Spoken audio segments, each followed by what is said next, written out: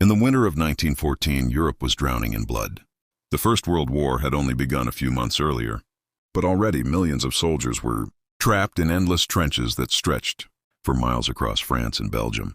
The cold was merciless, the mud was deep, and death was everywhere. Artillery thundered day and night. Rats fed on the fallen. Men who once dreamed of glory now dreamed only of survival. But then, something extraordinary happened. It was Christmas Eve, on the Western Front.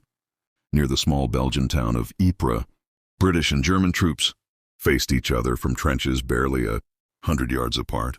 The night was bitterly cold, and the ground was frozen. Then from the darkness a sound drifted across no man's land. A song. It was a German voice singing Stille Nacht. Heilige Nacht. Silent night, holy night. The British soldiers listened. For a moment the guns were silent. Then from the British lines, another voice joined in, singing the same carol, but in English. Silent night, holy night, all is calm, all is bright.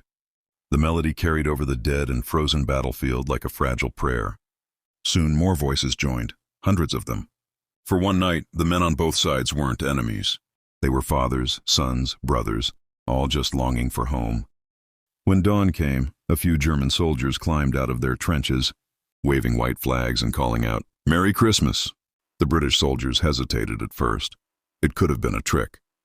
But then one man, a Scottish soldier, stepped forward unarmed. He met a German in the middle of no man's land.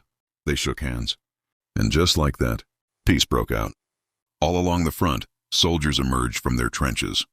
They exchanged cigarettes, chocolate, photographs, and even buttons from their uniforms. They showed each other pictures of their families.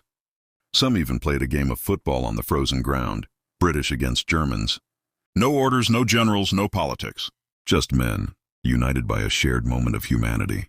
For a few hours, the war stopped. And in the stillness, there was laughter again. Someone played a harmonica. Someone else sang another carol.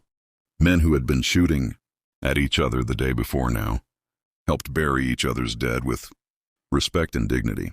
It was not an official truce. The generals never approved it. But they couldn't stop it either.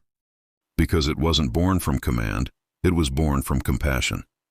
When night fell again, the men reluctantly returned to their trenches. The war resumed the next day, more brutal than ever.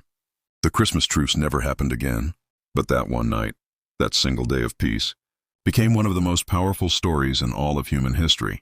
It was a reminder that even in the darkest moments, humanity can still shine through. That even when nations are at war, the human heart remembers love, kindness, and mercy. That no matter how divided we seem, there is always a bridge, if we dare to build it.